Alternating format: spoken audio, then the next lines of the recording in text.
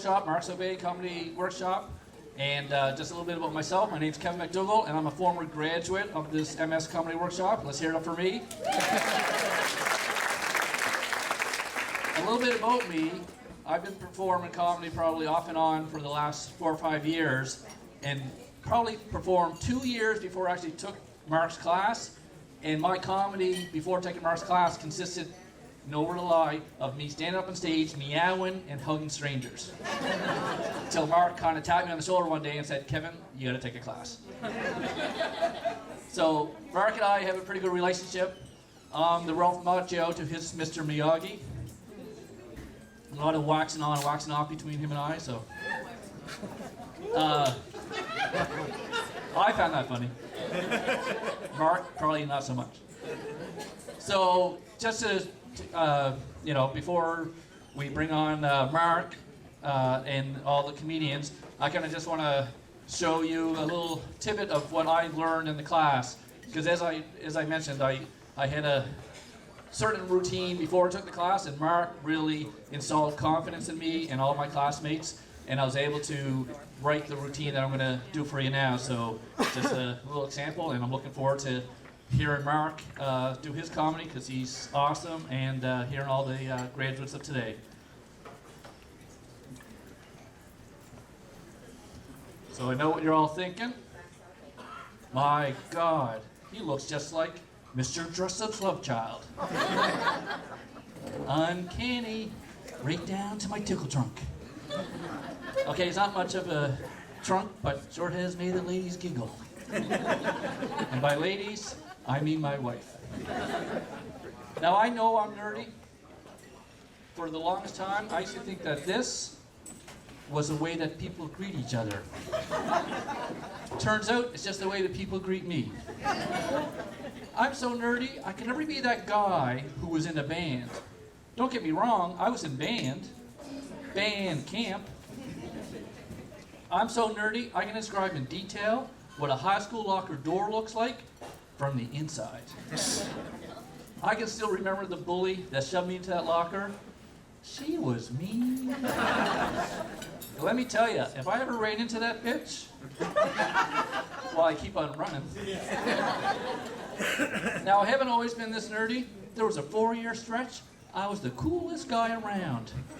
I was constantly surrounded by babes. Women would fawn all over this, and men were afraid to be in the same room with me. I get so cocky, I go outside totally shirtless. Okay, pantless, whatever. I was on top of the world. And then I turned 5. Now I can pinpoint the exact day I became a nerd. Very first day of school. I don't know what the hell my mom was thinking or drinking when she laid out my clothes that day. I had these checker pants made from the same material, I swear to God, as our family sofa. A white shirt so pretty, it might as well have been my sister's blouse if it wasn't for the massive gigolo-style collar hanging down. And a blue wool grandfather sweater vest. Are you getting the picture? But the piece de resistance, a fucking briefcase. And to prove I'm not lying, go on my Facebook page and you'll see it. My mom might as well put a sign on me that read, "I like wedgies." So I come by my nerdiness naturally, thanks to my dear old dad. See, my dad's so nerdy. For the longest time, he would wear sandals with white socks and think that was cool. When we all know that black socks with black sandals is cool. What a freaking nerd my dad is. But see, my dad and my mom, they went parasailing down south. They went, and so see, even senior veterans can get nervous. See, is that all right, Jody? So my mom and dad went south, and he bragged to everyone about his trip. So he goes to the bank, and the bank teller says, "So Al, how was your trip?" "Dad, right proud." "Says it was great." "I did Sarah Palin." My mom, without missing a beat, says, "Shh, you wish, Al." Dad, not realizing he meant to say parasailing, gets all frustrated at my mom. Says, "What do you mean, Pat, I wish? You were there. You remember how high I got?" Then Dad leaned over to the teller, whispered, "Sorry, dear, my wife's memory's not been the greatest lately. Next time I come in, I'll bring pictures the I took of me doing Sarah Palin." I've been telling the story so many times, it's getting to the point now that whenever I see someone parasailing, I automatically think, Sarah Palin. And whenever I see Sarah Palin, I automatically think, fatherfucker. Thank you.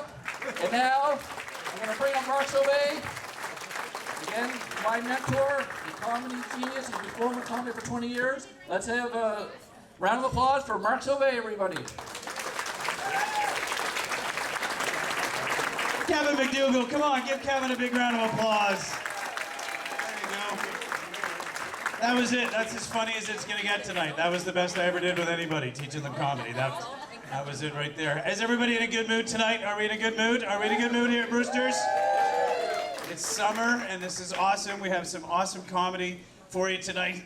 We've got 7 students that will be doing their very first stand-up comedy performance. Some of them are going to be awesome. Some of them are going to really suck, right?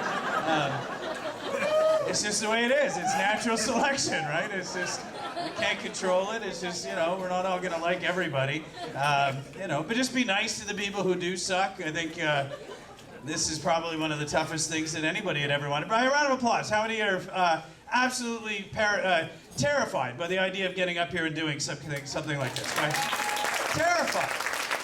Terrified. So it's not the easiest thing to do.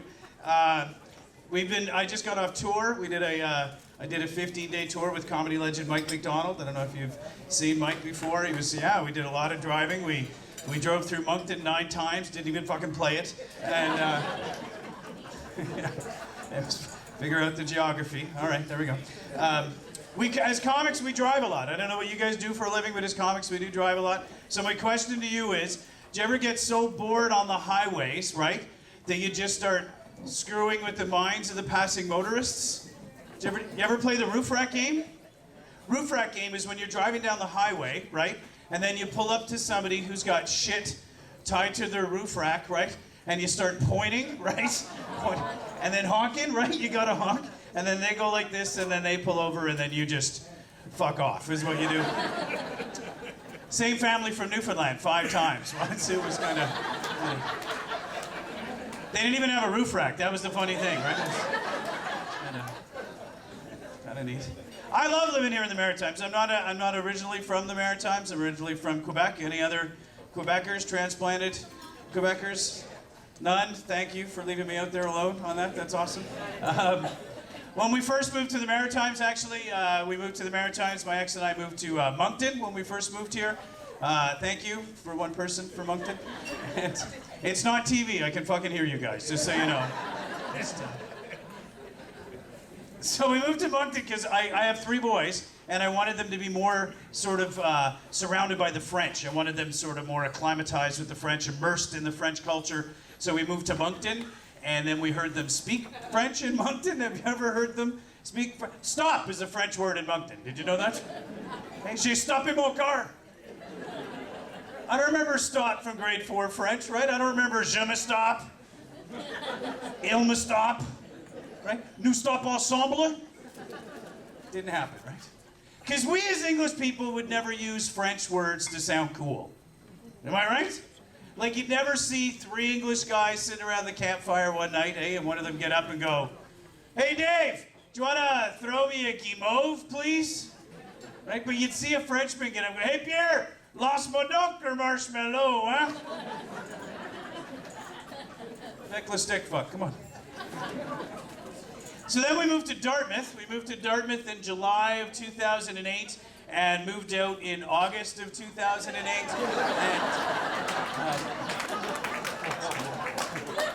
Weird things happen in Dartmouth. Are you with me? Somebody tried to burn the Hooters down. Remember that? They caught the lady too, right? A Nancy White from Bridgewater in A Cup. And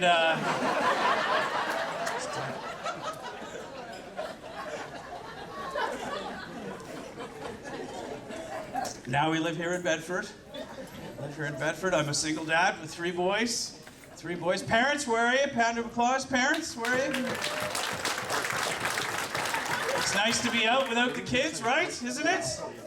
I'm assuming you're out without them, right? They're not in the car looking for milk at this point. Can you get my mom? Can you call child services? No, I have 3 boys. They're getting lippy now. They're at that age. They're kind of getting lippy, right? I looked at the ex-wife the other day. I'm like, where's this coming from? Why are they so lippy? She looks at me and goes, oh, I guess that's what you get when you cross a stand-up comic and a stripper. And, fuck off. That was funny. Loosen up. It's going to be a long night for some of you people. There we go. So, yeah, we divorced now 2 years. And I strongly recommend it, even if you're in love and have a fantastic relationship. Divorce is the way to go. Or at least plan for it while you're happy, while you're all getting along. Sit down, have a bottle of wine, we're gonna just make a little checklist, right? Do it all right. We fought all the time. That was our thing. We fought. We were actually the very first couple ever to fight on Facebook. I'm telling you, she right away, one of the first weekends we signed up, she wrote, there was a picture, it was like, if your sex life is a movie title, which would it be? And she wrote a cross between Toy Story and Misery, right? Exactly, I'm all insulted, I'm like, screw you, I do you good, it's more like Deep Impact, right? And my mother's like, everybody can read this. We tried everything to keep it spicy. We really did. We had that guilty pleasure list. You know that list of people that it'd be okay to sleep with because it would never happen, right? Like on my list, I had Liv Tyler and Angelina Jolie and the redhead from the Wendy's commercials. And oddly though, on her list, she had the neighbor and my brother. Yeah. And they were both taller than me. That's what pissed me off. I'm 5'6½", which isn't bad for a guy if you're 11. But I actually wrote this list of things that are taller than me and things that I can't do because of my height. Like, do you know there are actually 8 breeds of dog that are taller than me? 12 actors from the movie Willow were taller than me. I'm not legally allowed to slide by myself in most Nova Scotia water parks. How about that? The place in the valley made me slide with my dad last year. I had to slide. Do you have any idea how embarrassing it is to pull your dad's Speedo out of your ass? Neither do I, exactly. And so I'm wondering sometimes, that might have been the difference, you know, my ex-wife was a lot taller than me, and maybe that was part of the disconnect, right? Because there were actually certain sexual positions we couldn't get into because of the height difference, right? We tried one of those 69 positions once. Yeah, we had to stop because apparently her G-spot wasn't anywhere close to her navel, right? It was more like a 73 kind of thing we were doing, like a 44 short kind of, like I'll get you with the toe or something, eh? How about that? There you go. Come on, who's your footy? Who's your footy? Is it because it's still light out that you guys aren't laughing at the dirty stuff? Is that? Can that whole stuff. Comedy's an interesting place where you get your comedy from, your inspiration. I get mine a lot from real life experiences that sort of happened to me, and some weird things, and I sort of embellish on them. Is sort of what I've been teaching over the last little while, that it's sort of take the mundane, the average, and then caricaturize it, you know, take it to the next level. And I've had a couple of weird personal things that have happened. Case in point, I did this today. How many people can relate to this? You ever been standing doing absolutely nothing, right? And you look down at your fingernail, and you see a little piece of skin, right, hanging off the edge of your nail, and you think to yourself, well, fuck, I'm just gonna bite that off, right? That's not gonna hurt at all, right? That's gonna come clean off. And then you do, and it's connected to your spleen. Have you ever? How about this for being human? You can be the biggest guy in the world, 6'8", 350 pounds, solid muscle. You get up at 3 o'clock in the morning, go for a pee, step on a piece of Lego, the right spot of your foot. You're going down, right? I went in the wrong washroom. You ever do that? By a round of applause? You ever go into the wrong washroom? The wrong sex? You have, and you're wooing about it. All right, good. I'm not going to bore you with the details. I was seated where I needed to be. I was in a strange mall, right? Then I heard the first voice out there from beyond the doors, right? All I hear is, plicky-licky-licky-lick, Exactly. And I think, wow, that was odd, right? Must be on the phone or something, right? And then I heard one answer. Started freaking me out, right? The conference calling in the bathroom. I'm like, fuck, I'm in the women's washroom.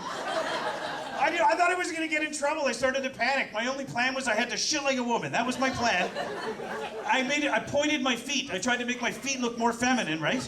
Because I know you chicks check out shoes, right? I didn't know I was squatting. I was trapped. I didn't know what to do. I was trapped. I didn't know. I just thought, how am I gonna get out of here, right? And I just decided honesty was the best policy. Newspaper on the yard, fucking ladies and fucking leaving. That's what I did. They're like, hey, that lesbian with the goatee didn't wash her hands. Right? It's like, see you at the parade. I don't know.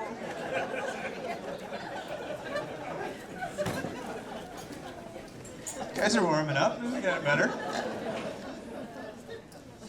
I asked this on the tour. This was funny. Are you jealous of the children today, of their gadgets and the technology that they have that we didn't have growing up? Are you, folks? Would you trade places with them if you could? No. No? None? A resounding no. That's exactly what I got 15 shows in a row, a resounding no. Do you know why we wouldn't trade places with them? I'm going to tell you why. Do you know why? Because we didn't have to wear fucking bike helmets when we were kids. That's why.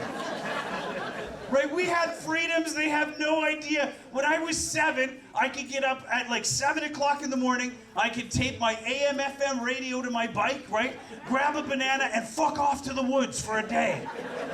Just gone. Didn't tell anybody. I was gone, right? Can you imagine a 7-year-old doing that now? Leaving before anyone. There would be face groups popping up in Louisiana. Fuck, he's missing! He's sharing! Fuck, everybody share! There's fucking posters. Put them up like... He's in the woods! He's just in the woods! He's killing frogs! Right? Now it's just, that's what it is. We don't let them... And people, don't, if you have babies, don't put your babies on a leash. You see these ladies at the... They're gonna get some mommy doggy fetish thing when they're older. They'll only be able to have sex with little bags in the room somewhere. You gotta pick stuff up.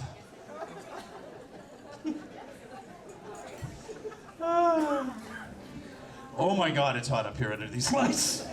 I feel like a fat Louise Leanne lawyer, kind of big fat. Where are you on the night of July 9?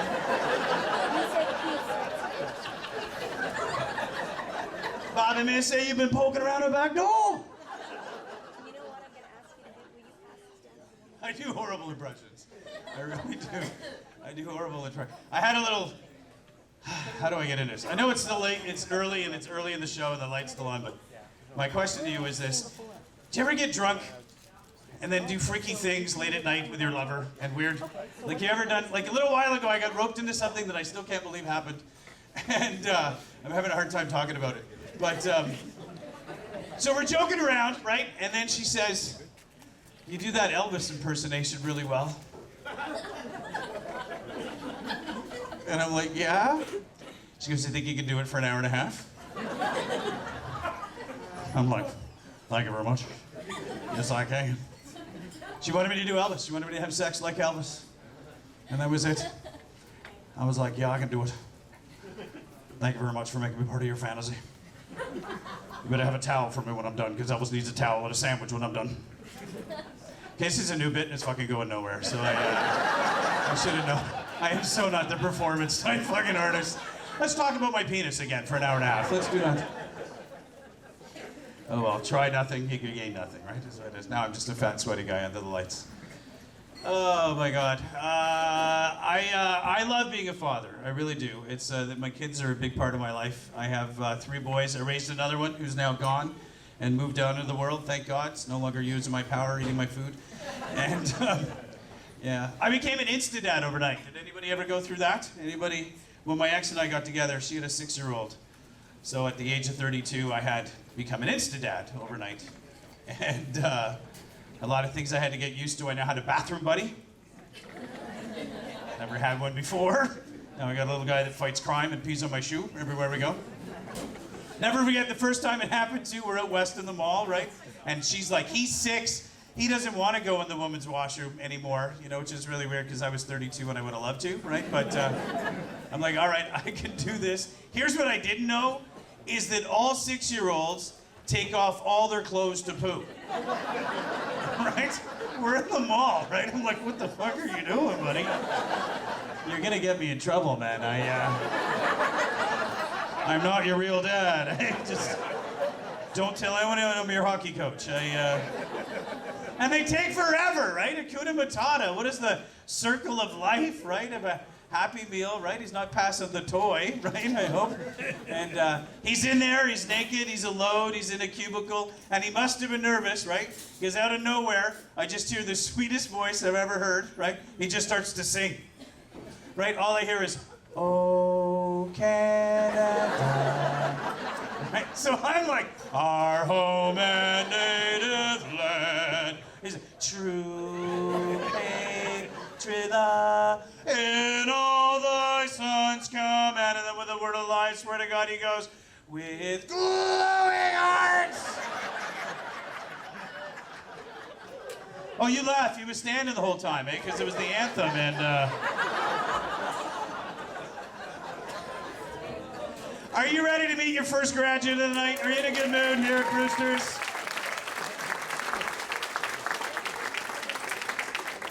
Your first graduate tonight is a gentleman who's worked really hard over the last 15 weeks as we put this comedy workshop together. I believe it was actually his wife that suggested that he take the course, and he's here tonight. Please, a warm welcome for Jody Ruttingham, everybody. Ruttingham.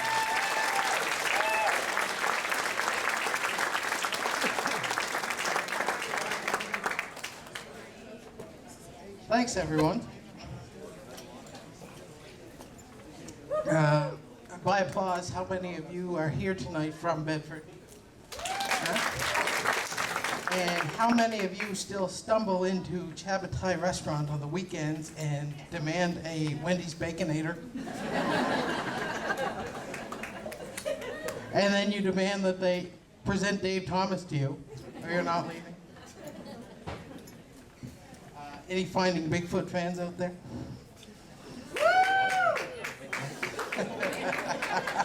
Show's been on 5 years. They haven't found shit yet.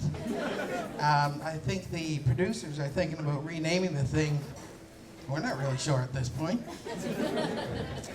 Hunters chasing a giant who is charging through the forest, and they can't seem to catch a picture of him. I'm pretty sure if you drop someone the size of Shaquille O'Neal into the woods near my house, I'm going to be able to stick a tranquilizer dart in his ass in the first day or two anyway. TV's different these days. Anyone familiar with the tiny house movement? Yeah. Where you knowingly move into a house that's 1/10 the size of the house you're currently in? Yeah. Really popular with the mentally ill. Don't get me wrong, I love my wife, but at no point have I ever thought, I want to be 90% close to her all the time, right? Imagine an argument in one of these places, just the two of you standing on either side of the one door, slamming it back and forth, until one of you charges off to the other room. That's it, right? I was watching one of these shows the other day, and they let the camera run a little bit too long. And they panned out, and the husband and wife are standing there, and they're waving. And then finally she looks at him and goes, "Geez, this place is really fucking small." Even commercials are weird now. Bowflex claims the #1 reason that people don't work out is time. They're wrong. It's actually because people are fat and lazy.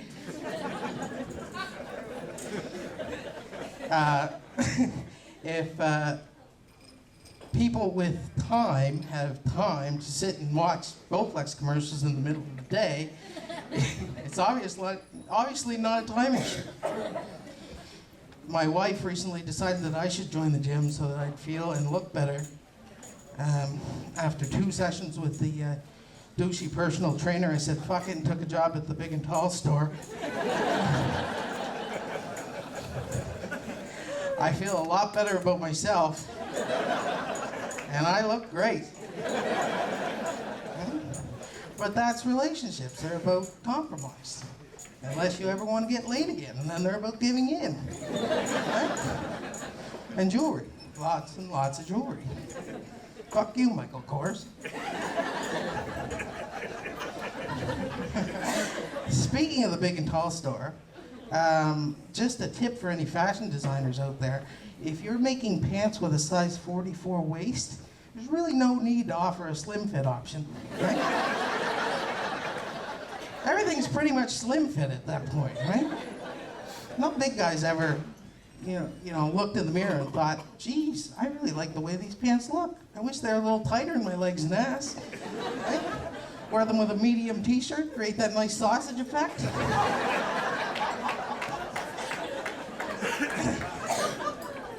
Hey, have you guys ever noticed on the Ellen DeGeneres show when her assistants run out with gifts for the guests, they do this little airplane move?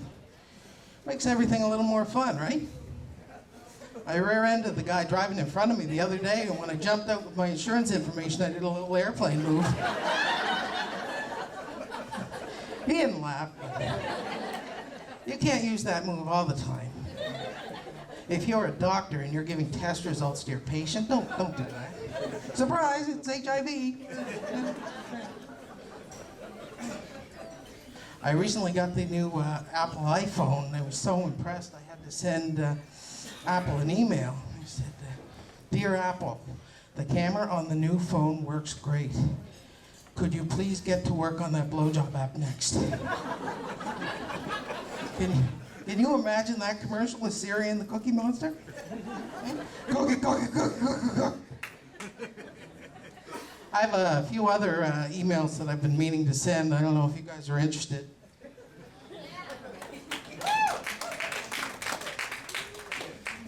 Dear Menopause, my wife was wondering, is it hot in here? Does this make me look fat? Do you still love me? Why is it so cold in here?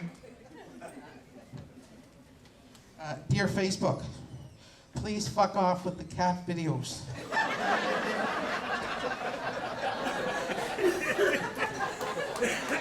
And finally, to my darling wife, I haven't seen the movie.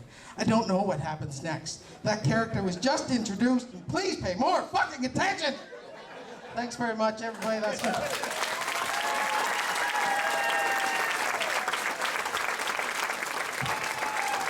Jody Rutherham, come on, give him a big hand!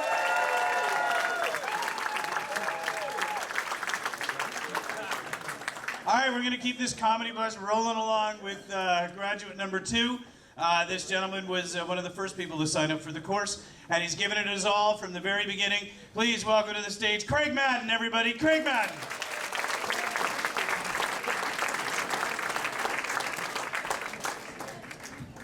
Thank you very much. Thank you. All right. Oh, step stage here. And that's my first joke. All right, everyone. How are you guys today? How are you today? Yeah?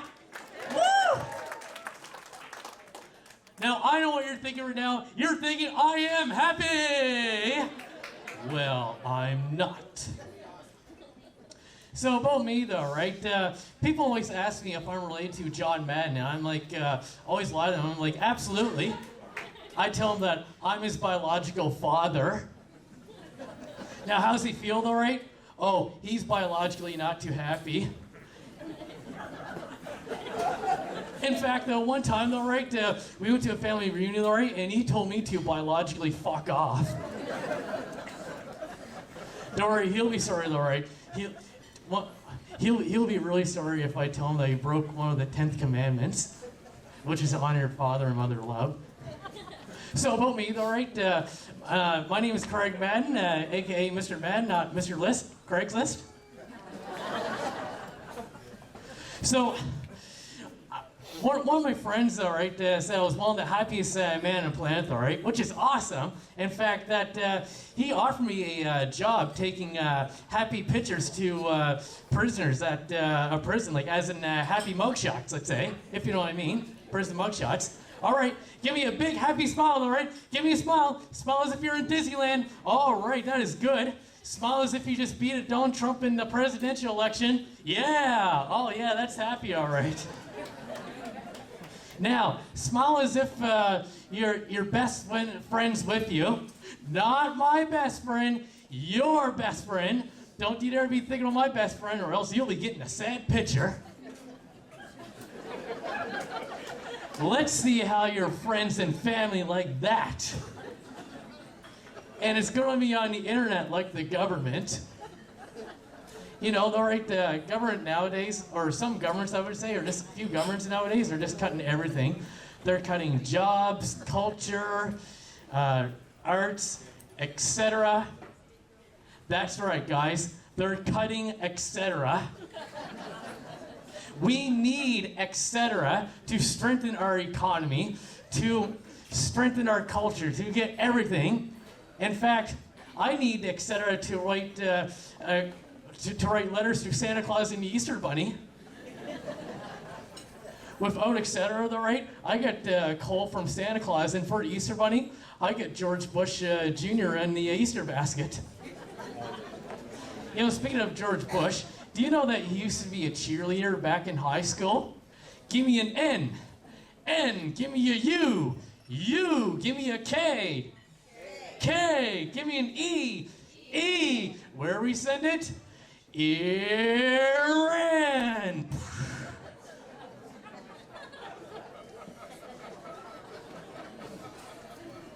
So about me, though, right?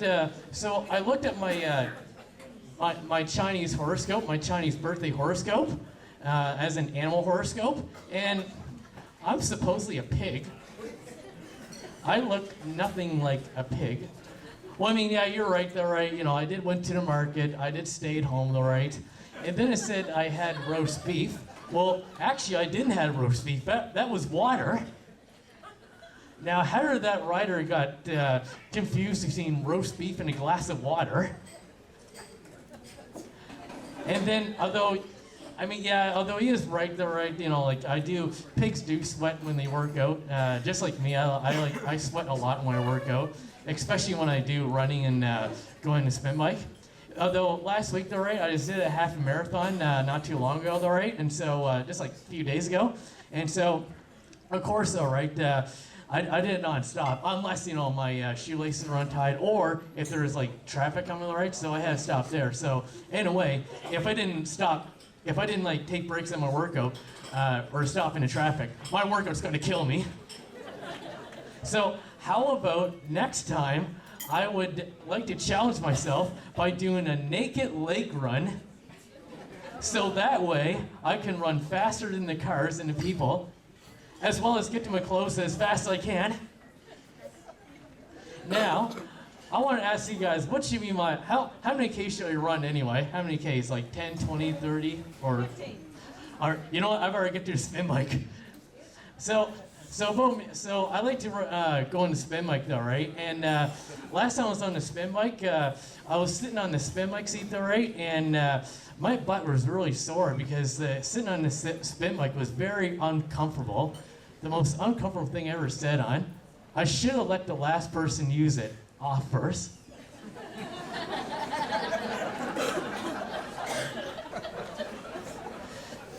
After I like to work out, I like to go to a movie. Although I just saw that movie, Batman vs. Superman, though, right? And I mean, it was okay, though, right? But it wasn't like the best, though, right? In fact, that movie put me to sleep. I tell you, if you ever want to go to a hospital, and in case you're afraid of sleeping needles or anesthetics, all right? Well, here's my recommendation to put you to sleep. Batman vs. Superman. If it can put you to sleep in the movie theaters, then tell them it can put you to sleep in the hospital. Oh, and tell them not to, tell the nurses not to watch that movie or else it will waste 2.5 hours of their whole careers. I'm Craig Madden, thank you very much.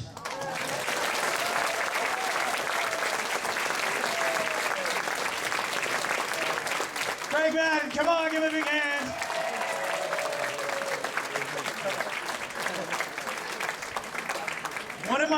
One of my most favorite things now as a parent is getting information. Like my oldest boy is almost 15, and the other night we had a live, like real live text thing happen with his buddy that went to the Canada Game Center. And it was one of the funniest things that I've ever been through with my son. And here's the story I'll tell you. Little background. His buddy's 15. He's a great kid. I won't tell you his first name because there are lots of kids from Bedford, people from Bedford here, right? But he's British, right? He's just got this cutest thing. He's just the great guy. He went to the Canada Game Center. He took his mother's backpack or her duffel bag, right? Didn't look to see what was in it when he did. He pushed all his stuff in it. Gets to the Canada Game Center and he's getting changed. And there's a bunch of guys around him in the change room. And as he's pulling out his bathing suit, right? Michael's mother's underwear falls on the floor. He's mortified, right? He picks it up, stuffs it in a locker, thinks, all right, I'm gonna go change, come back. He goes and change, comes back, and the locker's now being used, right? And he waits around for an hour to try to get his mother's panties back, right? Then he can't. He's got to go home to tell his father, who's very strict, Dad, I've lost mother's panties, right? Which is never a good thing to have to tell your parents, right? My big thing that we were cracking up that I told Zach, I said, I hope the guy who used the locker didn't just come back, stuff all his shit in his duffel bag, right? Gets home, maybe the wife's doing the laundry, right? Whose are these? Right? Just an innocent little thing, the way it happens. I know, we were dying on that. Like, this is real life that happens right here, right now, right? Your third graduate in tonight's show, you know what, it's hard to say. She works as a social worker by day, and she obviously has a very stressful job, and she decided to take this course. She was lights out in the course. She was awesome to deal with over the last 15. She was she brought her dog to every class in a little bag, right? This is a true story. In a little bag. We had no way. 4 weeks in, we hear this noise under the table. We realized there's been a fucking dog. And I thought, you know what? That says a lot about a person, right? To bring one of those little toy dogs in a bag and not look at 8 other people and go, look at my fucking dog, right? I thought that took a lot of restraint. We had to find the dog on our own. And now she's here for you tonight. Please, a warm welcome for Adrienne Gabriel, everybody.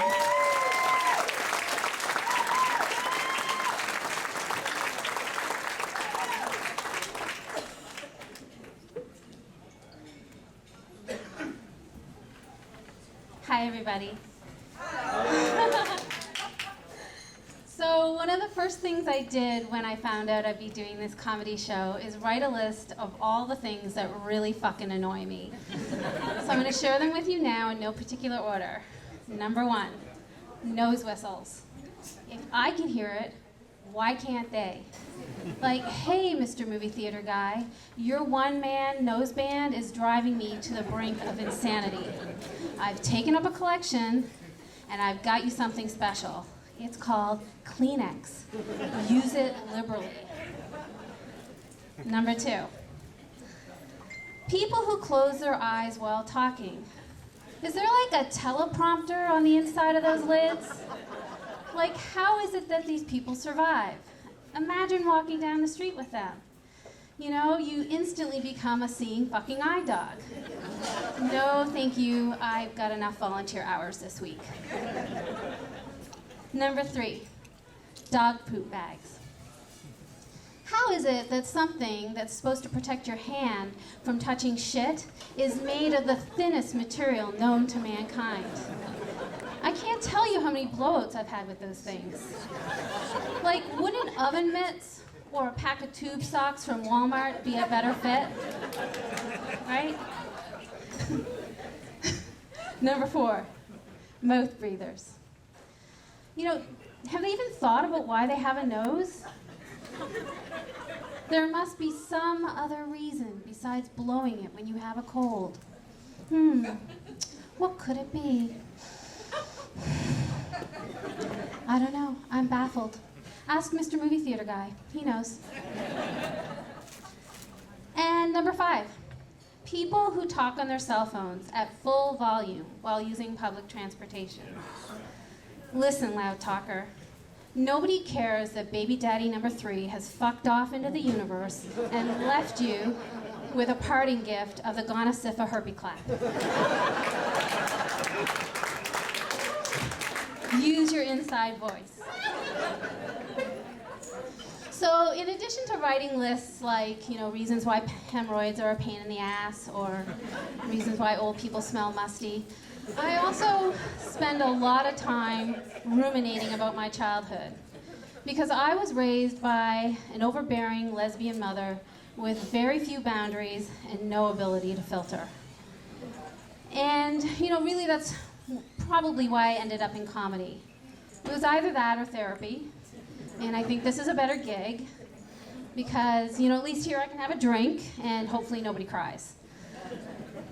People ask me, Adrienne, if your mom's a lesbian, why did she marry your dad?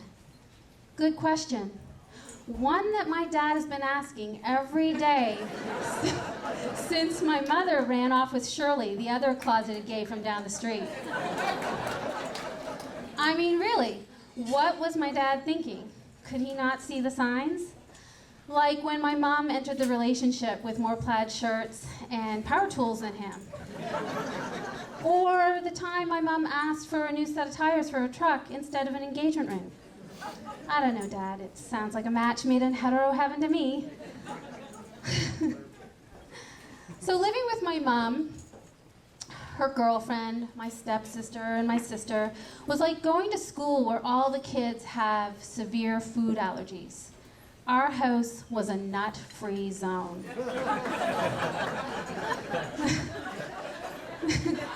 There wasn't an EpiPen in sight. The rare time nuts crossed our lesbian force field, they were attached to a gay man. So it's no wonder I suck at relationships. Growing up, I thought the perfect man was a neat, well-dressed hairdresser who spoke with a lisp. And interestingly, my mother was clueless about raising girls, which is, kind of contradictory given her attraction to women, but it's true. She put us in swimming lessons so that we wouldn't drown at summer camp. Good job, Mom. But she didn't think the hair sprouting all over our bodies would pose a problem. Who needs a razor? Or self-esteem? At the pool, we were like 3 members of the East German Olympic team, ready to bring home gold for the motherland. That's true. And growing up with 2 lesbian mums in the 70s and 80s was like being in the witness protection program. It really was. We couldn't tell our neighbors, our friends, our teachers about our situation. You're looking at someone who spent years in the closet without actually being gay. And actually, I feel like some people don't know what it's like to live the gay way. So I wrote a song about my childhood that I'd like to share with you now. So I just have to get ready here. In the comedy class, I had someone hold my mic. Where are you, Jody? Is that good? I don't know if you can hear me now. Okay. Oh yeah, and if you know the words, you can sing along. Feel free. Here's a story of 2 feisty females who confused both kin and neighbors alike. Were they roommates, maybe sisters, or just 2 diesel dykes? It's a story of 2 butchy ladies who dressed their kids in plaid and cargo shorts. All of them had crew cuts, just like their mothers, and they were good at sports. Till one morning, a nosy neighbor spied the 2 gals steal a kiss goodbye. How gross. Light bulb moment, they're not just cozy best friends. And that's the way we all became the homo house. The homo house. The homo house. That's the way we became the homo house.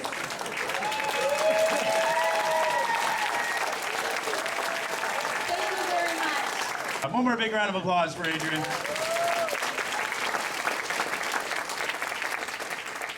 Your next graduate tonight is a gentleman that I've known for some time. He's somebody who I've worked with on a daily basis. He prints our tickets. He works for a printing company in Dartmouth. And what happened when I first offered the course, his wife got in contact with me and said, I want to buy this course for my husband for Christmas. And I didn't know it was Tommy's wife. Anyway, long story short, she buys the course for Christmas, and then he contacts me an hour later and says, Mark, I'm in. I want to take the course. Exactly. And I'm like, nobody signed up. And I had to lie to him for like 2 weeks until he got his Christmas gift, right? And we had to to make it like nobody, it was like everybody was signed up, right? And he's like, really? He must have thought I was the biggest jerk. He's like, he doesn't want me in the fucking course. He doesn't think I'm funny, obviously. Fuck him, they fucking fuck. His little thumbs going, texting me to hell somewhere, I guess. But for you tonight, a graduate, put your hands together for Tommy Higgins, everybody!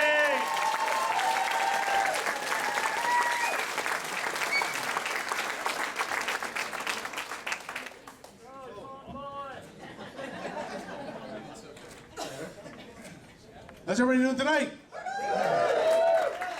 Jesus, it's bright up here. Sweating like Mike Tyson in a spelling bee. Anyways, my name's Tommy, or you can call me what my native friends call me, Swims with Shirt On.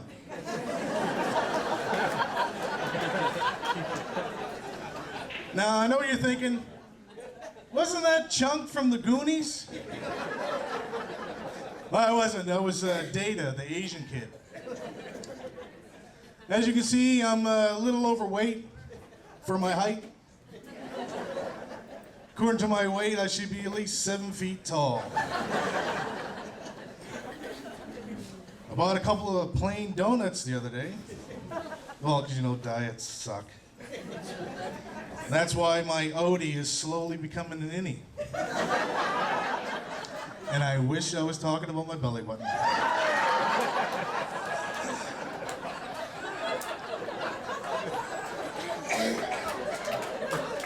I try to watch what I eat. I do. I find, for me, it's the best way to get the food from my hand and into my mouth. But trying to eat healthier, I try. But I don't think I could ever be a vegetarian, though. You know, the whole attitude behind it, right?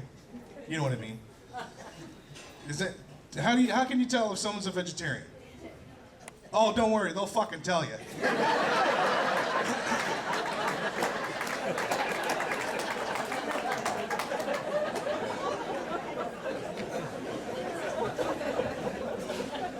Assholes. Kale eating assholes.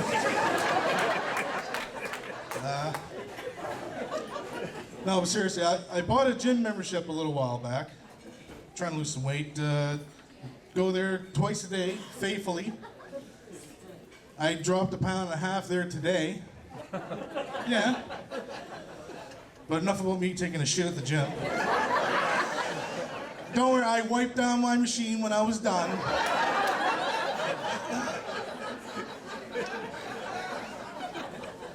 I want to lose some weight, you know, so I can fit back into my sexy men's pajamas. Ladies, you know what sexy men's pajamas are. Every guy has them. There's those, you know, the red and black plaid flannel bottoms. The drawstring is missing. It's got the dick hole in them, you know, sexy.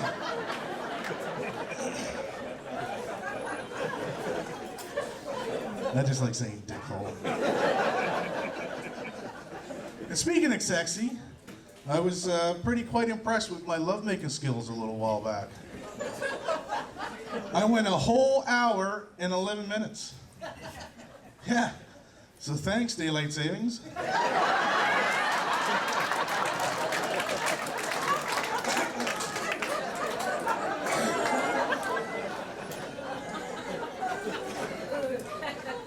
I was almost late getting here tonight. I was stuck behind one of those slow drivers. And I noticed he had a bumper sticker that said, "I'd rather be sailing." I'd rather be sailing. I was gonna say you were driving like you had your anchor on or some shit. Like, yeah, I agree. Trust me, there'd be nothing better right now than you hoisting a fucking jib somewhere else right now there, Captain. I'd rather be sailing. Anybody here like sports? I like watching women's curling. Just for the simple fact that me as a guy, I can sit there and watch a woman sweep frantically for over an hour and she won't get mad at me. You think I'm joking? Next time your girl or wife or whatever is sweeping and cleaning the house, just sit there and watch her. And then from out of nowhere, just start yelling at her, "Sweep! Hurry! Hurry hard!" See if she doesn't get mad at you.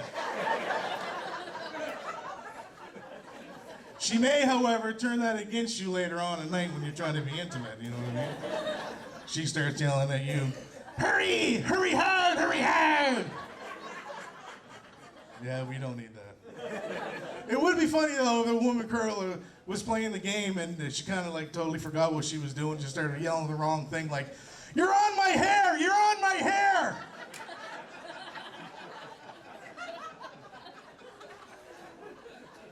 My wife doesn't care for that joke. I get in trouble all the time. I could tell by the lines on my wife's face that buying those corduroy pillowcases was a bad idea.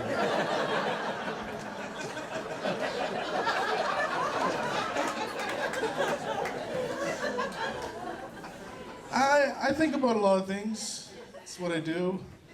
Kind of all the wrong things, but I don't know which is worse.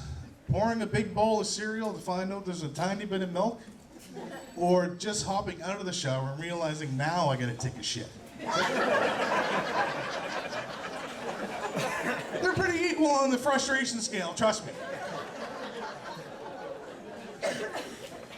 And another thing, how do blind people know they're done wiping their ass?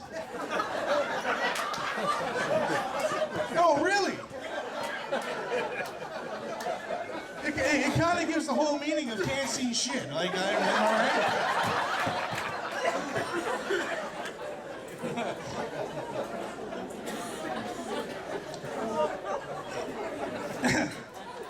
And what about toilet paper commercials? Why are we advertising toilet paper? Are there people out there that are not buying this product? Seriously. And they got so many kinds. They got quilted, they got cashmere, they got velour. I mean, has it come to the point that I'm basically wiping myself with a sweater? Like, honey, can you pass me another roll of cardigans? And not the 100% wool kind, thanks. I'm going to talk about millennials, the younger generation now. The selfie generation. Speaking of selfies, anybody here do selfies? Woo! Where do you find the best place to do a selfie? In the shitter, that's right. In the bathroom. You know why is that? Because no one will catch you while you're doing a selfie in there. Right, just to be sure we're on the same page, a selfie is masturbating, right? You know, selfie.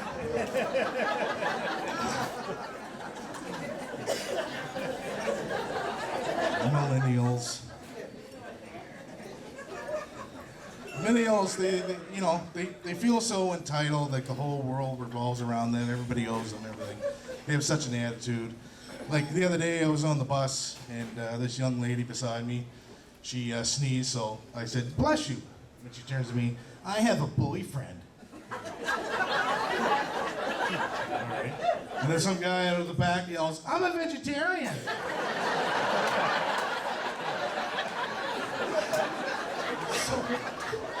Another guy, "I do CrossFit." Millennials. Any vapors here tonight? Anybody who vapes? No? You know, like the people who smoke those e-cigarettes? Oh, I have. Okay. Yeah. Or I call them douche flutes, is what I call them. That's what they are, douche flutes. But anyway, does it not look like these people are, giving a blowjob to a portable robot penis? Like, talk about blowing off some steam, eh? Millennials. Remember when you saw someone who had a neck tattoo and you always said, well, there's a bad motherfucker right there. Nowadays, you see these young guys with the neck tattoos, they want to tell you about a poem about their favorite vegan bicycle shop.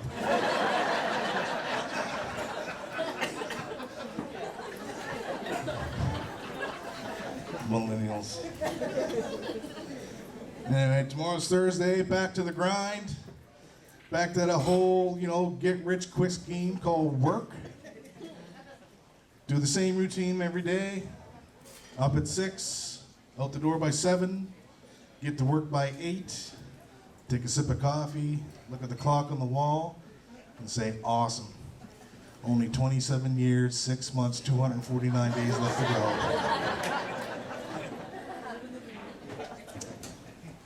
I'm going to leave you with a story about my grandfather. He was one of the funniest guys I ever met in my life. He delivered bread for Ben's for 40 years here in Halifax. And once in a while when I was younger, he used to take me on his Saturday morning run. And there was this one store in particular in the North End. He liked to joke around with the people, the owners, and they'd joke around with him. So anyway, we're bringing in the bread, and then she comes around the counter. She says, Eddie! My grandfather's name was Ed. She said, Eddie, I had one of your donuts the other day and it tasted like a shit. My grandfather, being my grandfather, quickly looked at her and said, oh, well, maybe you should have washed your hands before you ate it. Anyway, I'm Tommy Higgins. Thank you so much.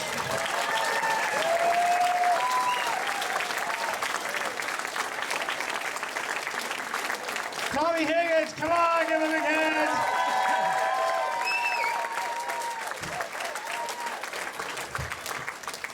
Tommy's available for children's parties and bar mitzvahs. He was constantly in Cuba. It was like he was commuting back and forth. But he's here for you tonight, still dressed like he's from Cuba. Put your hands for Gary Fontaine, everybody. Come on, big Gary.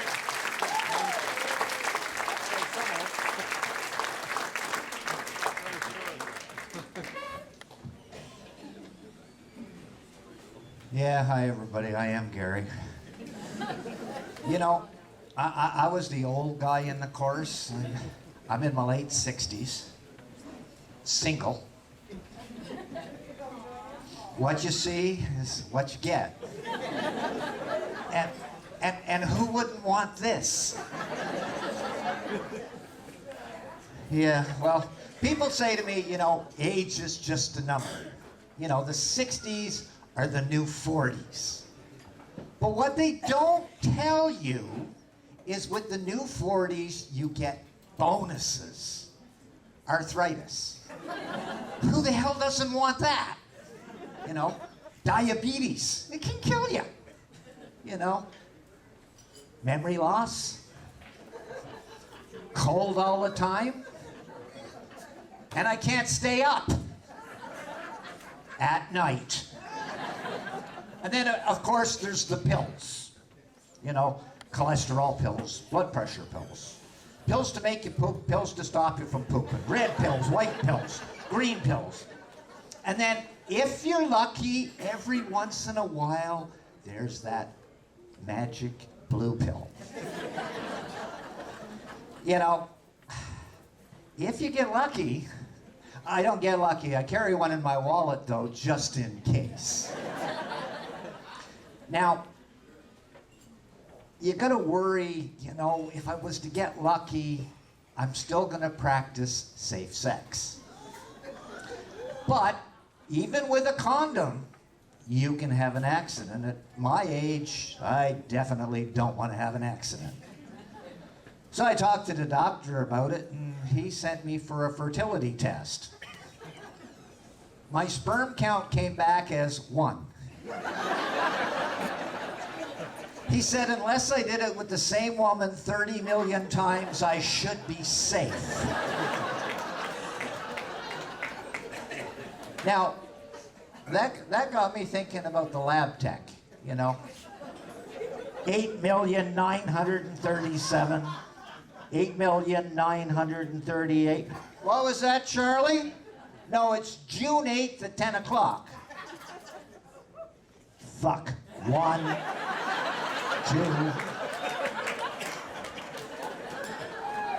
Now, just because you're older doesn't mean you don't think about sex. You just don't do it as often. And there's no callus on my hand anymore. Now, my kids said, you know, Dad, you've been alone long enough. Why don't you try this internet dating stuff? So I did. Now, the first response I got was from a lovely lady called Little Lulu. I looked at her picture. She was kind of cute. So I said to myself, I said, well, let's make a coffee date. So I did. I got there, and let me tell you something. She was anything but little. She was so tall that I only came up to her navel. Now, I thought to myself, if she was a foot shorter, I would have been abreast of her. And it could have worked out. Now, after her came the cougars. Now, you have to realize, at my age, a cougar is at least 94. Now, I think they should call them leopards because most of them are covered in liver spots.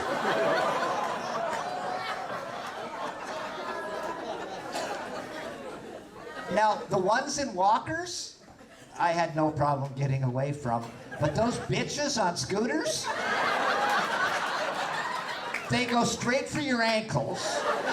And if she had a rope, she would have had me lassoed, hog-tied, and squealing like a pig in less than 2 minutes. That didn't work out, so I thought, maybe I'll try speed dating. So I called up and they said, oh yeah, you know, you're with 10 women and you got to spend 10 minutes with each one.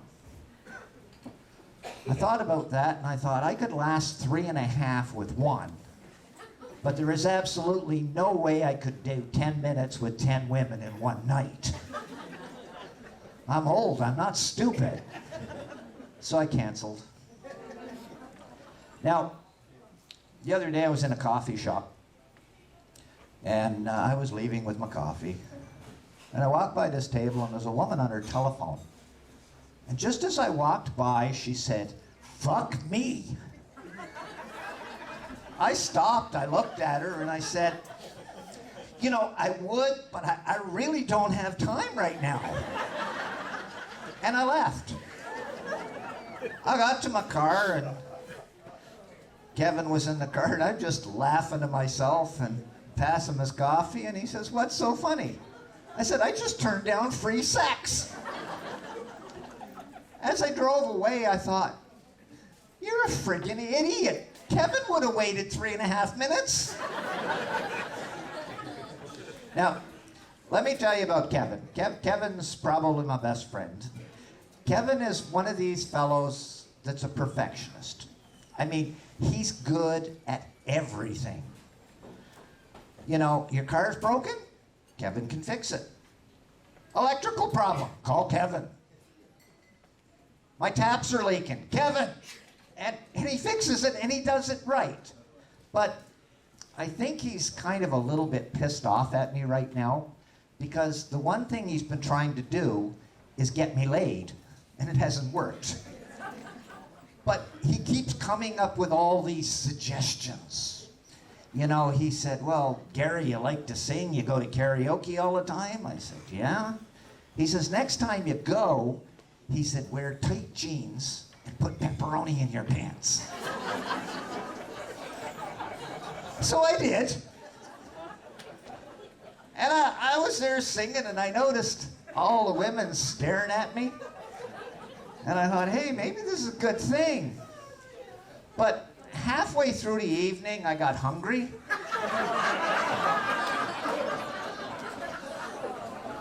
I dug out the pepperoni and I ate it. And then it wasn't so popular anymore.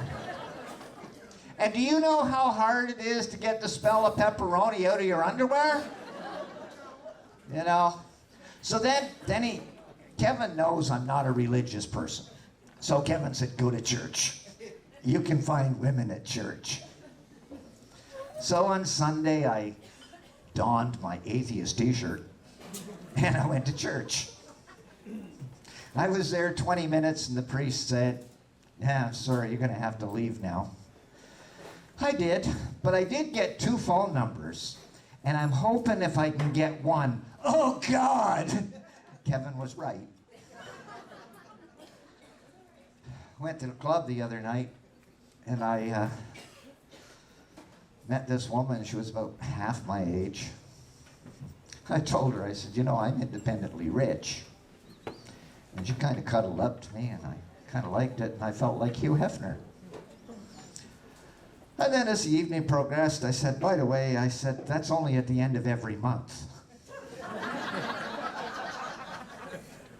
She got up, went to the washroom, and she didn't come back. I wonder if that ever happened to you.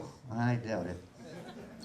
Now, when you're young and you go clubbing, and you're lucky enough to meet a woman, and you say, I want to take you home and sleep with you, the last thing on your mind is sleeping.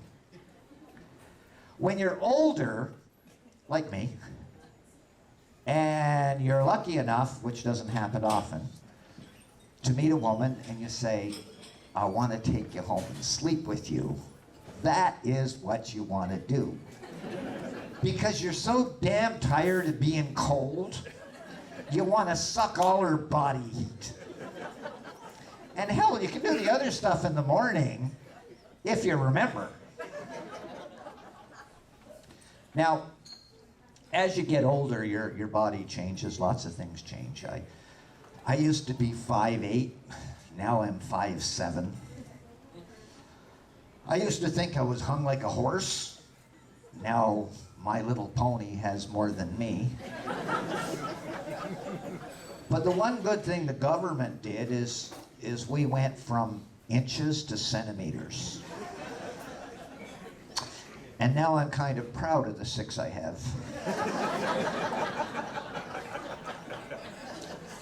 These new 40s have been kind of weird, and I'm just kind of thinking to myself, the new 50s, I'm sure it's going to be filled with IVs and enemas.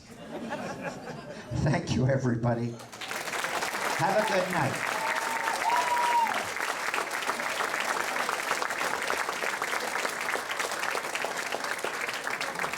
Gary Fontaine, give him a big hand. Warm welcome for the very funny Judith Thompson, everybody.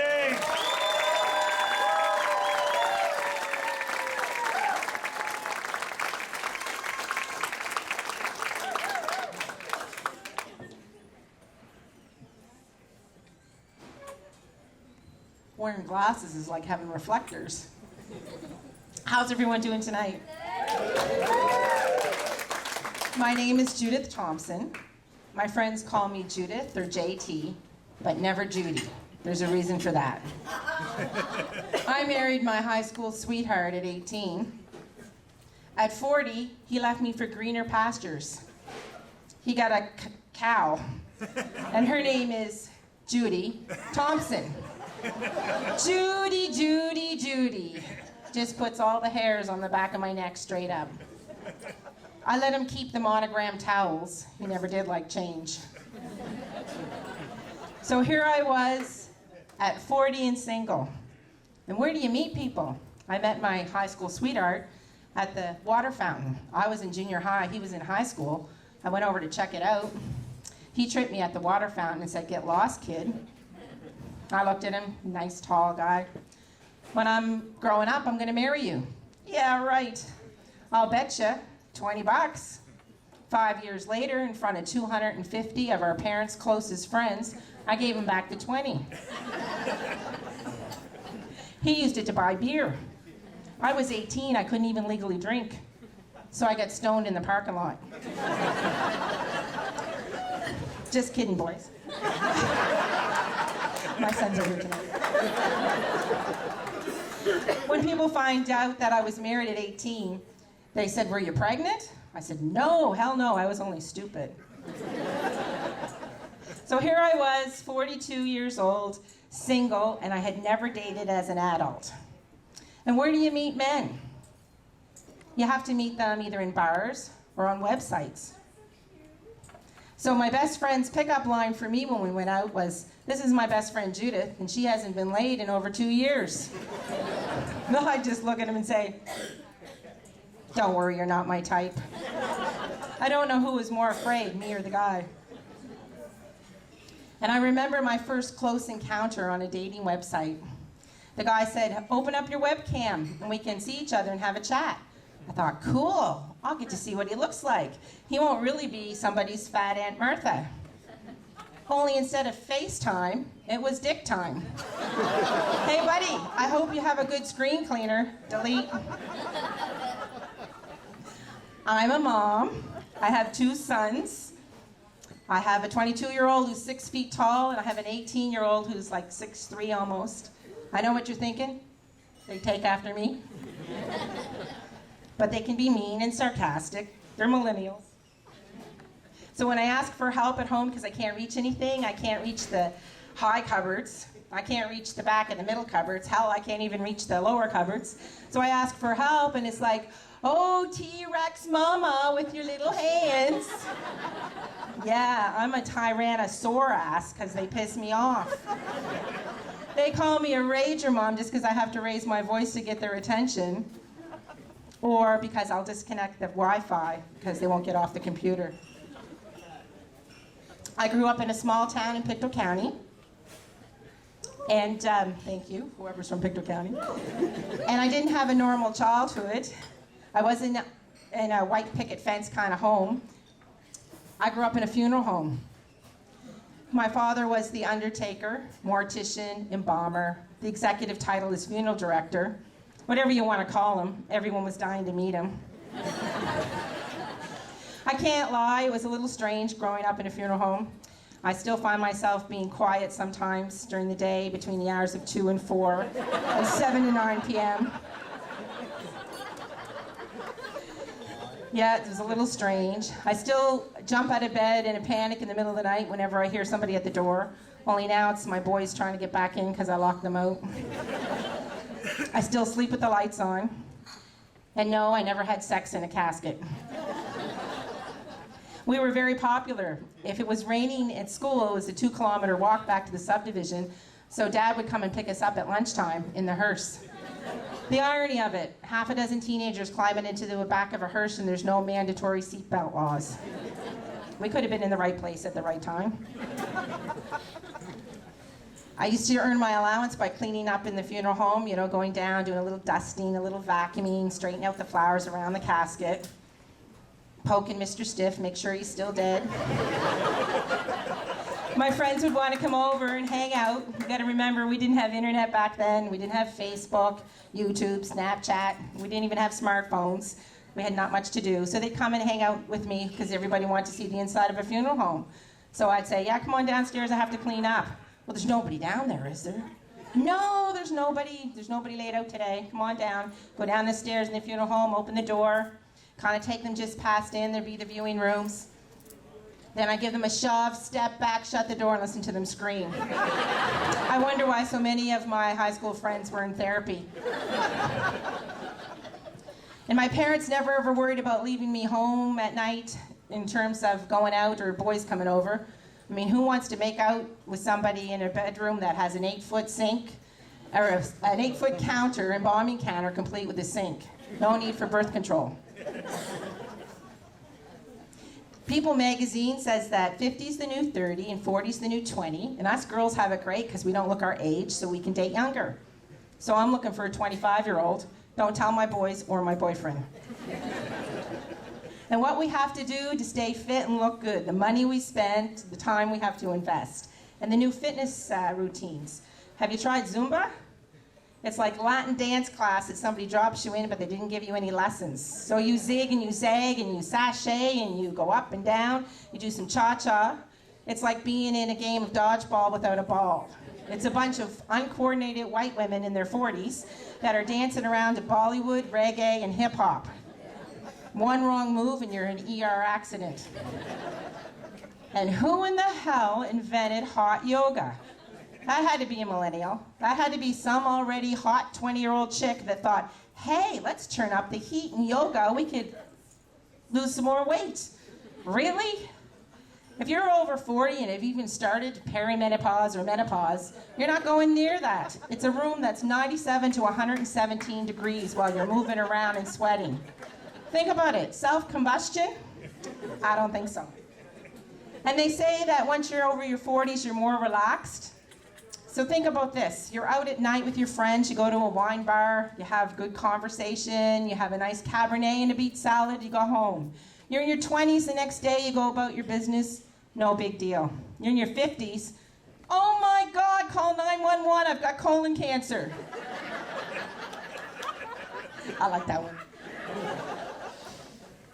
Anyways, us women have to spend a lot of money to look good, and a lot of times it's just not fair. You guys don't have to do it. We got to do manicures, pedicures, get our hair colored, and we're not even talking about the secret services. Come on, guys, show of hands. Have you had your balls waxed? Then why do you want us to get a Brazilian? Seriously. Women are like that Ferrari or other sports car. Thanks, Jane. Or other sports car that you really can't afford, but it takes a lot of upkeep. We got to have a nice heated garage. We want to have the premium gas. We want to have the spark plugs. You boys are like the Jiffy Lube at the back of the mall. Seriously. All you got to do, shit, shower, and maybe a shave. Thanks a lot. Good night.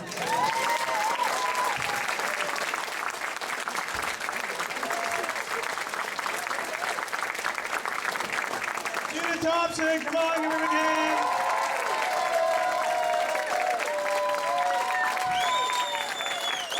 Final act of the night is probably the one person that I was most surprised that contacted me to sign up for the course. The most adult-like person that we had in the room. Yeah, Tommy, we know you're adult. Getting heckled by one of the students. That's the way it works, I guess. And so I guess I lost my train of thought. We all had a really good time together. He was a driving force in the whole thing.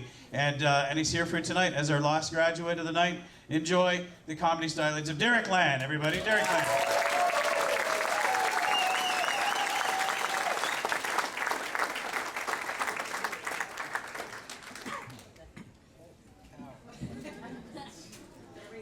I'm gonna get a tan up here. Well, thank you very much, everybody. It's been fun watching everybody else and listening to this unusually supportive and attractive crowd. It's almost as though the comics selected you themselves.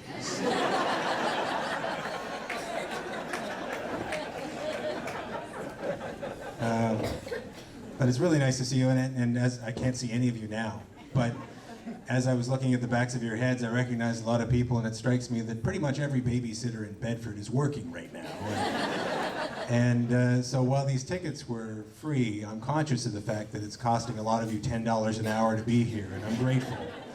Hopefully you've been entertained so far, and I'll try to keep it going. First things first, frankly, I just want everybody to relax. There's no pressure at all. You don't have to laugh. One of the reasons I'm doing this, as a father of an 8, a 6, and a 4-year-old, is that the worst possible thing that can happen up here is that I'm going to get a few minutes of peace and quiet. I'm not troubled by it at all, and nor should you be. Just do what you want to do. I actually had a dream about this show a couple of weeks ago. I was up here doing my thing. The lights were less bright. You were there, though. It's weird. You had different pants, but those are good, what you've done there. But yes, I was up here doing my thing, and all of a sudden this whale just beaches itself right in front of the stage. So, you know, I'm kind of a hero. So I leapt to the creature's aid, and I throw the tablecloths on them, dousing them with people's drinks, all the while thinking, how did this become my problem? And upon reflection, as I do when I wake up in the morning, reflect upon my dreams, it struck me that it's sort of a metaphor of my life with 3 small children, which is to say that whenever I attempt to devote myself to a task for a few minutes, I can expect but that my momentary distraction has placed the life of a helpless mammal in peril, and that very likely moistened towels will be in some way part of the solution.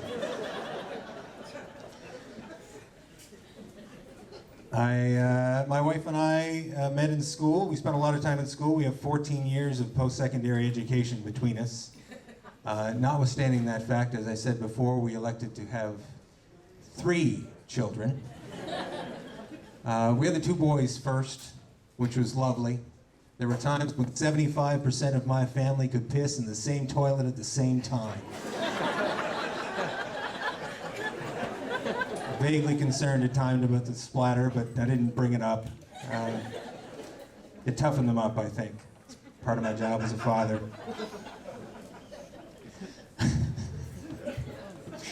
And managing 2 children is pretty intuitive for a couple to handle. I mean, you're really just playing man-to-man defense. You pair off with the one closest to you, and you hope it's the good one, but either way.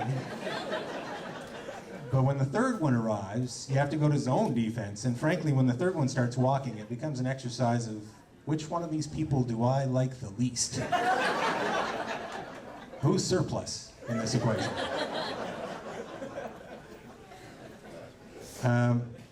That said, my wife and I, she's an incredible mother. Wonderful partner. And I think, we got 4 years under our belt with our youngest, and I think we're starting to get it figured out. I mean, you can never be sure, but I'm pretty confident the whole thing is caused by vaginal intercourse. So, needless to say, we've cut that out entirely.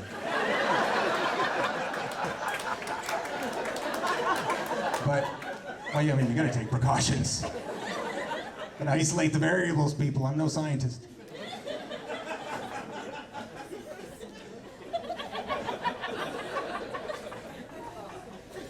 I brought a cheat sheet. It's over here.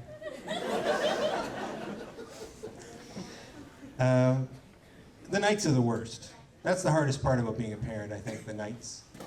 Want to wake up with a nightmare, and so you go in to soothe them. But next one wakes up because he can't operate his blankets. Whoever's left wants to call you in just to remind you that he can, in fact, use the force. I really sleep like a homeless person. I just sort of lay down until someone yells at me, and then I move on.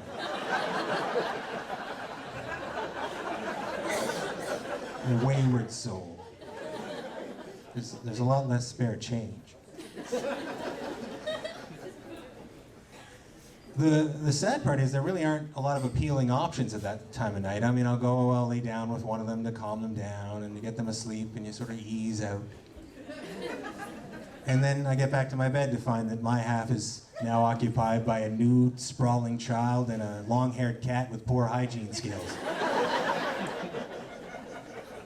So the immediate compulsion, of course, is to go to that kid's bed.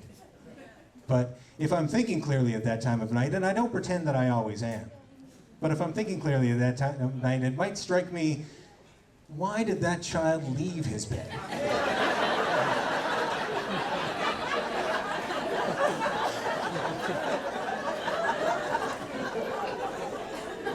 What may have prompted him to leave his pajamas behind?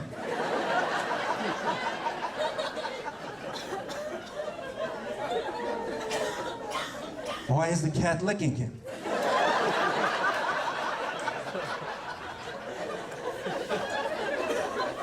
But I'm not always thinking clearly at that time of night, and so let me just tell you, in case you haven't experienced it, that nothing jars a night wanderer like myself into a state of high alert like the tepid squish of a urine-soaked sheet. And you never know what to do.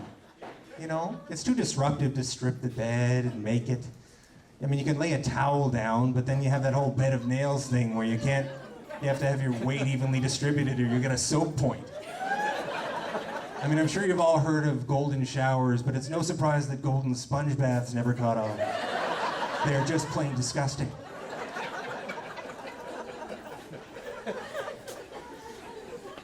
I vaguely remember when we used to put towels down on the bed to protect ourselves from other bodily excretions. But that may have been what got us in this trouble in the first place.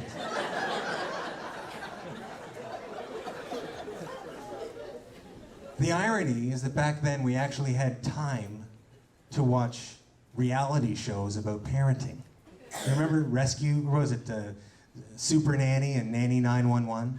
You know, back before we had kids, there was nothing we liked better than watching parents making bad decisions via hidden camera. And then, what could be better than that than watching some British lady swoop in after 9 hours of sleep and a massage to show them how it was done? And incidentally, what is it about British accents that make people sound so smart and credible? I mean, they wrote the language, but they insist on pronouncing everything incorrectly. I had a British friend growing up, and that's to say a kid who was born in Canada, but whose parents arrived here in their 20s and still hadn't been to the dentist. Still saw nothing vaguely incongruous about referring to a dense bun floating in gravy as pudding. He had the audacity to correct my pronunciation of Worcestershire sauce, which I know is a tough one to pronounce. Frankly, I'm impressed I did so just now. Anyway, he looked at me like I was crazy. Worcester, he says. Really? There's a silent Chestershire? I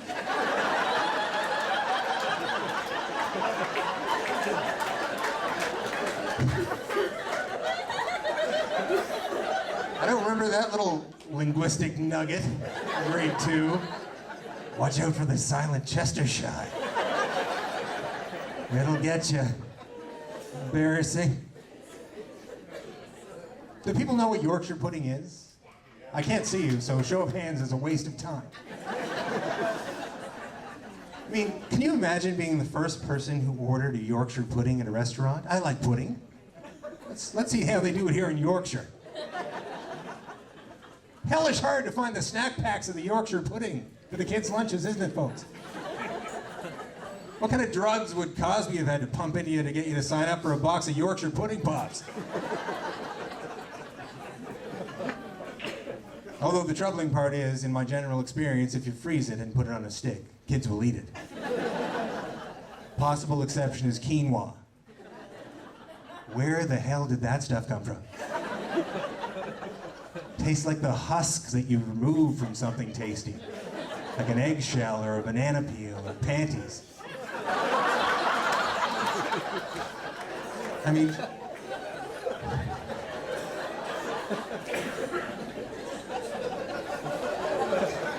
panties is just one of those funny words. Really, you can just say it by itself.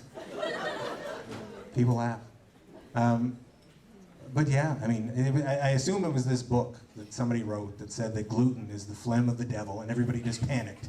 And they figured they had to go to the worst tasting grain they could possibly come up with, and it was quinoa. Basically as pleasing to the palate as a bowl of steamed toenails.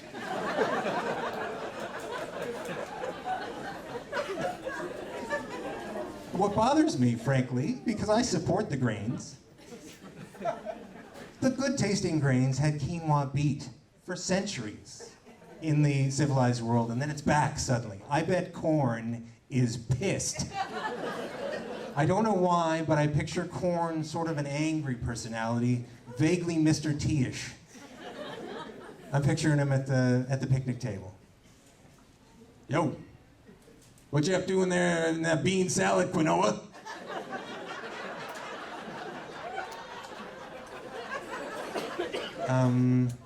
It's quinoa. Not in English, it ain't. You best move along. Colonel about to pop. Corn is probably more friendly than that. I don't know why corn is so angry in my mind. It's happy. You can pop it. You can cob it. But food is just different now. I mean, at my kids' school, they have lockdown drills now. In case someone comes in packing a peanut butter sandwich, they'll be ready. Everybody under the desk with their EpiPens, waiting for the snipers to arrive. We'll be fine, everyone. Someone mash some soy, just in case.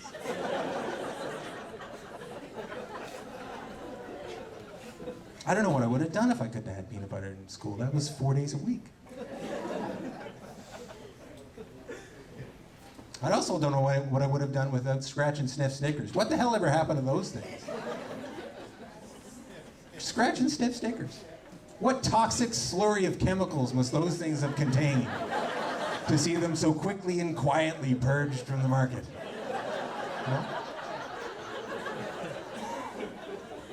Years from now, I'm sure a doctor is going to just look at me knowingly and say, a lot of scratch and sniff in your background. I imagine."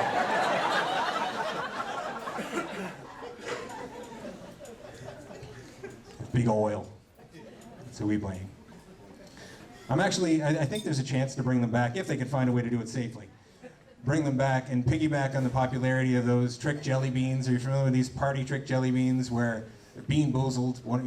They have identical, you buy it, you pass them around at a party, and the pink one is either vomit or tutti frutti. The white, I know, you haven't heard of these. I'm sorry to be the guy. They're so much fun.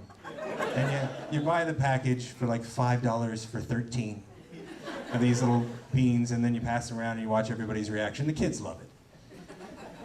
I'm picturing a sticker with an image on it, just vaguely blurry enough that you're not really sure what you're looking at. So you give it a scratch, you give it a sniff, and to your delight, it smells like a fresh baked honey cruller. So you stick it in your binder, because that's what I used to do with mine. Simulated grape scent heaven in the middle of the class. You stick it in your binder. Next day, you give it a scratch and a sniff in a different location. All of a sudden, you take a deep whiff of unbathed asshole. Where did that come from? Or earwax, or post-athletics crotch sweat. And the trap of it all is that by identifying this aroma, you're telling everybody in the room that this is a scratch you've sniffed before.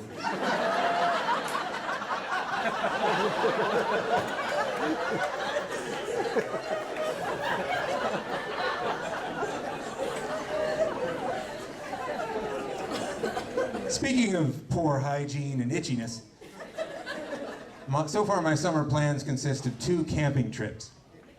Are there campers in the room? Yeah. Really, really you won't like this segment if you like camping. Maybe I should skip it. Don't get me wrong, I like pretending to be homeless as much as the next person.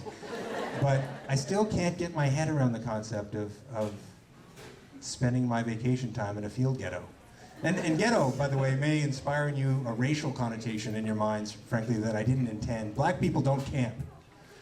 They know better. I'm picturing like a Dickensian England kind of ghetto where, a bunch of white people live in tenement housing with paper-thin walls, breaking up furniture to make a fire so they can boil their deceased neighbor's curtains and make soup. That's the kind of ghetto that I'm talking about. I mean, white people have lived in such privilege for so long that feigning poverty has become a pleasant diversion from the everyday. Thanks.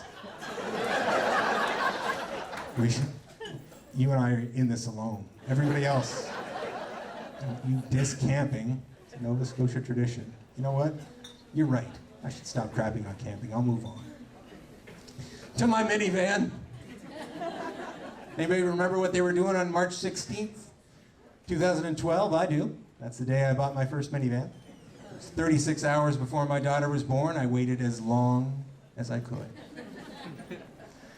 Don't get me wrong, I'd done the research. I went to the import dealership where I would have had to wait or put my name on a waiting list to acquire a minivan. What an indignity that would have been. And the bottom line is you can spend $40,000 on a really nice, high-quality Japanese minivan, or $20,000 on a crappy North American one. And as the guy at the import dealership told me, you won't hate the Japanese one 20,000 less. So why don't you go in that direction? The guy at the dealership did not know what to think of me. Forgive me if there are any car dealers in the room. You're lovely people, I'm sure, but you all have a shtick, and you need it for that industry. But I walked in, I shook his hand, he shook mine, he started his rapport building. I said, save it, dude. My wife's cervix is at 4 centimeters.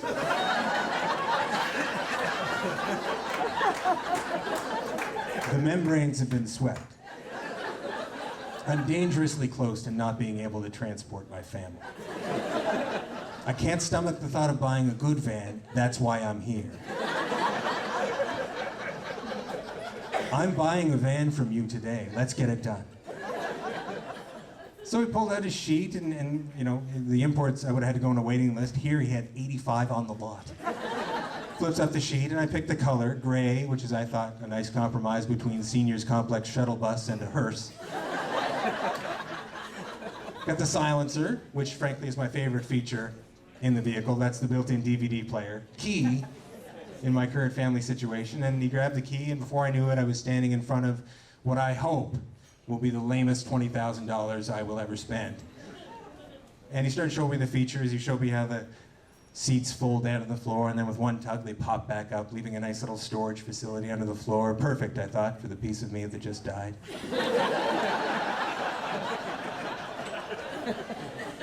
He held out the key, said, "So, do you want me to come out with you, or did you want to go out by yourself?" And I said, "Let's go back inside. If I drive it, I'll change my mind."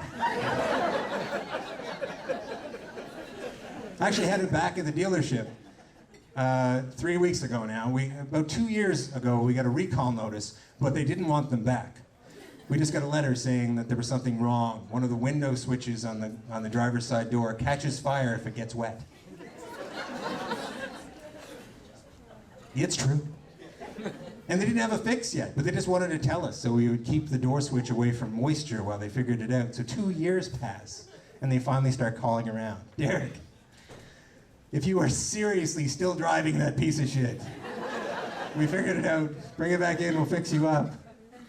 "We told you how to burn it to the ground."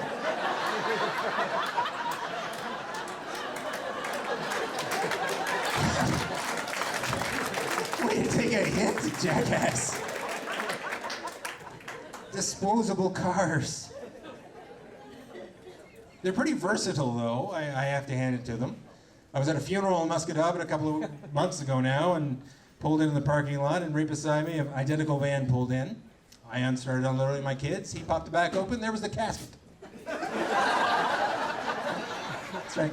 You know your car is cool when? Most popular make and model of casket in North America these days. The sad part is, I found myself standing there with the Undertaker moments later, comparing our rides like a couple of old men at a show and shine. You know? Got the sports package on that bad boy? Oh, there's a spoiler. That's right. I see it as a very cruel joke on all those people who said they'd never be caught dead in a minivan.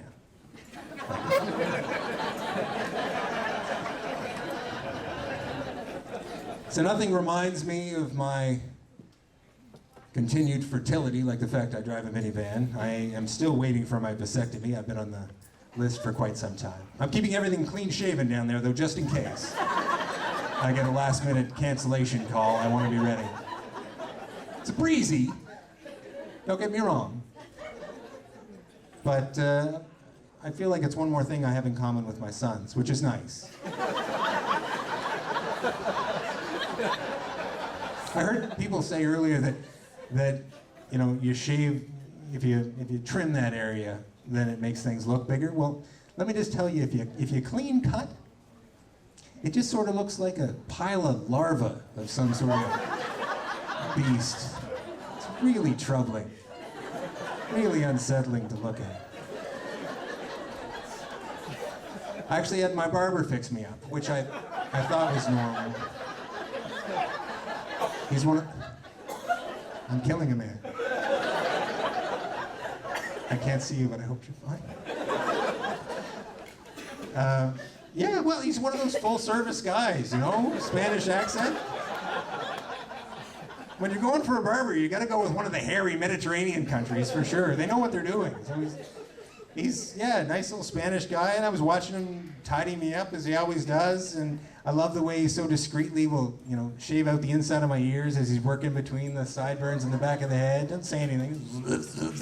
You know? Not making a fuss about how much is falling out of there. Up doing the front, and he'll lift up the eyebrows and trim those for me. Not a word spoken. So I looked at him, you know, this is the guy.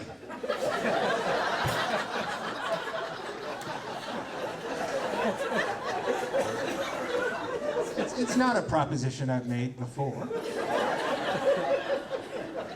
Since, my 30s. But so I said, Jorge, I'm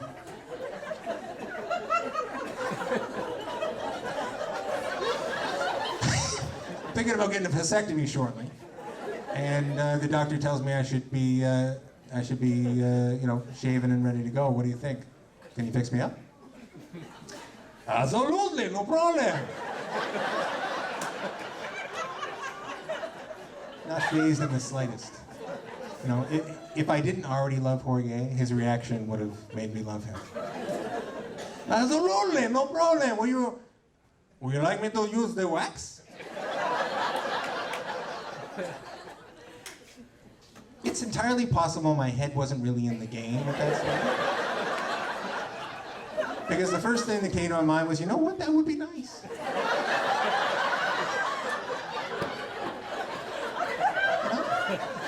Give it a good buff. I want to see my face in it.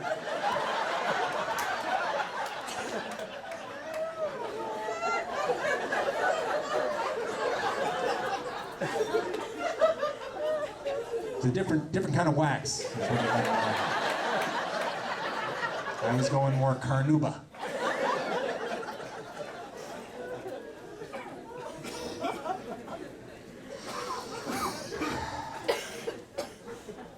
Anyway.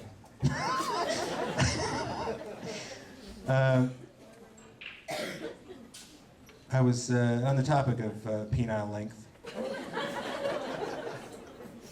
We were talking about that program. I was listening to Q104 the other day. They said that over the last 20 years, the average penis length in the male population is down to 4 inches.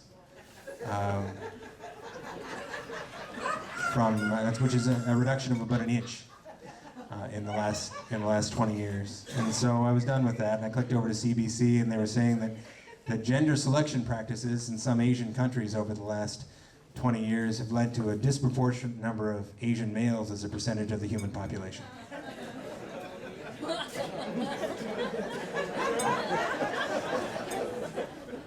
It was early in the morning. I wasn't able to make any connection between those two things. Incidentally, and somebody said it earlier, how is it that inches have been retained as the standard form of penile measurement in Canada? I mean, I can think of no better reason to embrace the metric system than penile measurement. It doesn't make any sense. And it's even more complicated in my house by my wife's unusual approach to linear measurement. My son asked her not too long ago what a 1/4 inch looked like. He was doing some school thing, and so she said,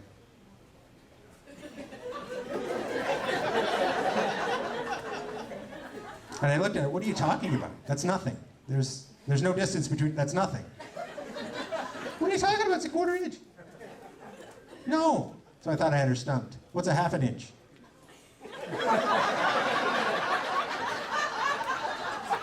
The woman measures the distance between her fingernails. This is what I have to deal with.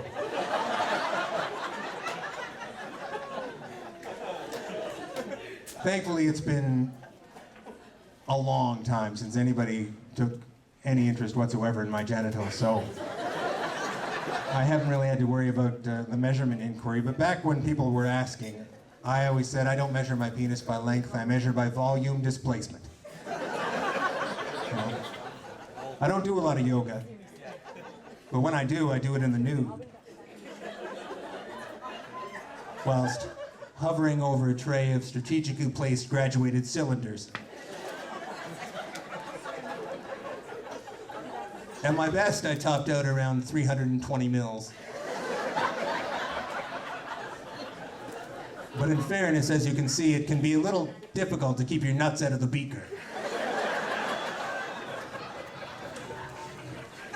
You know, those of you yoga purists in the room, and there will be some, I'm sure, will point out that when Mahatma Gandhi used to measure his penis in this way, he would sidestep gracefully and then go smoothly in. Sun salutation. As smoothly as his erection would have allowed. And in response to that, I have two comments. Firstly, no one likes a know-it-all. And secondly, he wasn't holding a microphone for the most part, or a cookie, for that matter. It was Gandhi. Thank you very much, folks. I shall remember you always.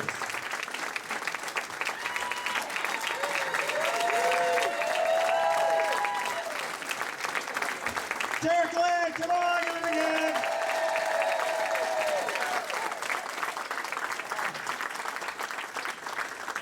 That's our show. Get out.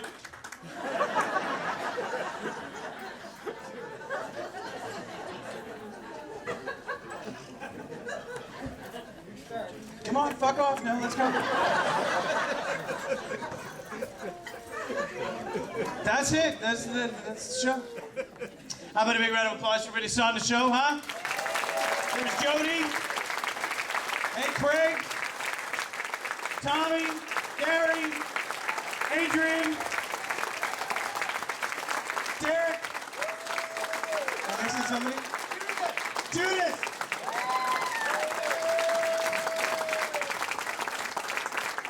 If a couple of things, and then we'll let you go.